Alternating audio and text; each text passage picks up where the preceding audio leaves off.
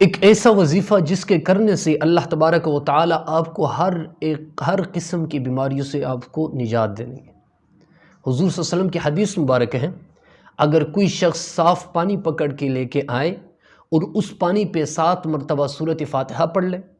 7 مرتبہ سورۃ اخلاص پڑھ لے، 7 مرتبہ آیت کرسی شریف پڑھ لے اور 7 مرتبہ معوذتین یعنی قل اعوذ برب الفلق و قل اعوذ برب الناس، یہ 7 مرتبہ پڑھ لے اور اس پانی پہ چف کر لے، حضور فرماتے اللہ کی قسم جس کے ہاتھ میں میرا جان ہے، جبریل علی نبینا علیہ الصلوۃ والسلام اللہ کے ہاں گئے اور واپس آئے اور مجھے فرمایا اگر کوئی شخص یہ پانی 7 دن مسلسل پی لے اللہ تبارک و تعالی اس کو ہر قسم بیماریوں سے اس کو نجات دے دیں گے، اگرچہ اس کی بیماری رگوں کے اندر ہو،